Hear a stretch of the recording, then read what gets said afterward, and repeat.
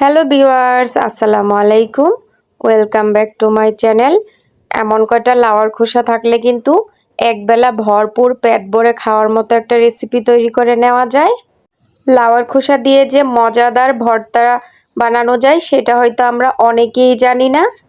আমি আজকে লাউয়ার খোসা কিভাবে মজা করে ভর্তা বানিয়ে খেতে হয় সেটা আপনাদেরকে দেখাবো। লাউয়ার খোসাগুলোকে কিন্তু আমি একটু মোটা মোটা করে লম্বা সাইজ করে কেটে নিয়েছি। এইভাবে বড় সাইজ করে কেটে নিলে খোসাগুলা কিন্তু সিদ্ধ করতে অনেক বেশি সুবিধা হয়। এখন আমি লাউয়ার খোসাগুলাকে সিদ্ধ করে নিব। তার জন্য এখানে একটা প্রেসার কুকার নিয়ে নিয়েছি। প্রেসার কুকারও সিদ্ধ করলে কিন্তু অল্প সময়ের মধ্যেই সিদ্ধ হয়ে যাবে। তো খোসাগুলা দিয়ে দিচ্ছি, দিয়ে এখানে আমি পর্যাপ্ত পরিমাণ পানি দিয়ে দিব। দিয়ে চুলার মধ্যে আমি প্রেসার কুকারে 2-3টা সিটি বাজিয়ে নিব। এর মধ্যেই কিন্তু খোসাগুলা নরম হয়ে সিদ্ধ হয়ে যাবে। আপনারা চাইলে প্রেসার কুকার ছাড়াও চুলার মধ্যে এগুলা সিদ্ধ করে নিতে পারেন। অল্প একটু পানি দিয়ে তারপর সিদ্ধ করে নিতে পারেন।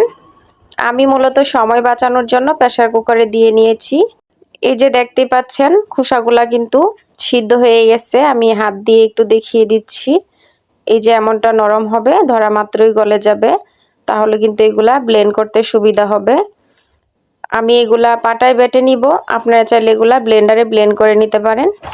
এখন আমি ভর্তাটা বানানোর জন্য চলে আসলাম। আর ভর্তাটা কিন্তু এভাবে চুলাই বানিয়ে নেব। তো প্রথমে আমি তেল পেঁয়াজ কড়াইয়ের মধ্যে দিয়ে দিয়েছি। এগুলাকে একটু ব্রাউন করে ভেজে নিব। পেঁয়াজ যখন ভাজা হয়ে যাবে এখানে আমি দিয়ে দিব মাছ। আমি 1 পিস বড় সাইজের মাছ হলুদ লবণ দিয়ে ভেজে নিয়ে এটাকে কাটা ছাড়িয়ে নিয়েছি। যে কোনো বড় সাইজের মাছ হলেই হবে। তো কাটা ছাড়িয়ে নেওয়ার পর মাছগুলা এখানে দিয়ে দিচ্ছি। মাছটাকে অল্প একটু ভেজে নিব।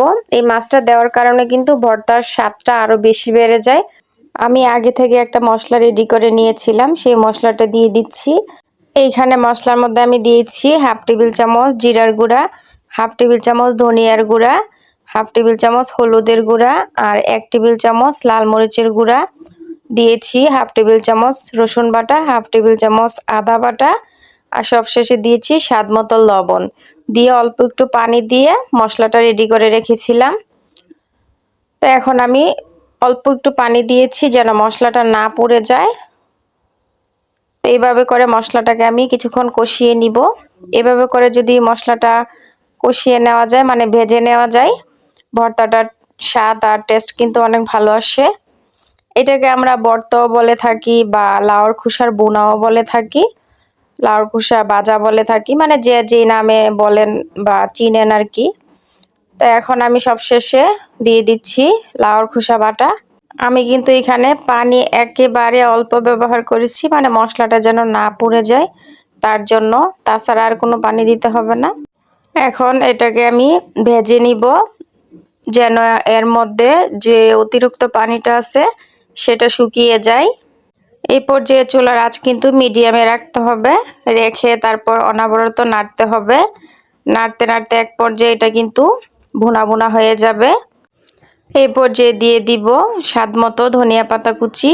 দেখতে পাচ্ছেন আস্তে আস্তে কিন্তু এটার কালারটা চেঞ্জ হয়ে আসতেছে আর একটু ভুনা ভুনা হয়ে যাচ্ছে। এটার মধ্যে যে এক্সট্রা পানিটা ছিল সেটা কিন্তু একেবারেই শুকিয়ে গেছে। এখন আমি লবণটা চেক করে নিয়েছি, মাশাআল্লাহ লবণ ঠিক আছে। আমি এভাবে 2 পাশ দিয়ে ধরে এটাকে একটু উল্টিয়ে দিচ্ছি, এতে করে ভাজা হবে খুব সুন্দর করে। এই তো এরই মাঝেই কিন্তু তৈরি হয়ে গেল লাউয়ার খোসার ভর্তা।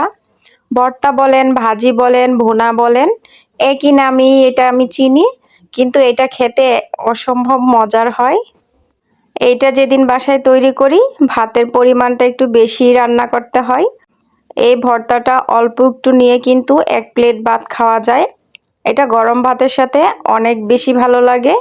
আশা করছি সহজ রেসিপিটি আপনাদের কাছে ভালো লেগেছে। আর যদি ভালো লেগে থাকে অবশ্যই চ্যানেল সাবস্ক্রাইব করে দিবেন। আল্লাহ হাফেজ।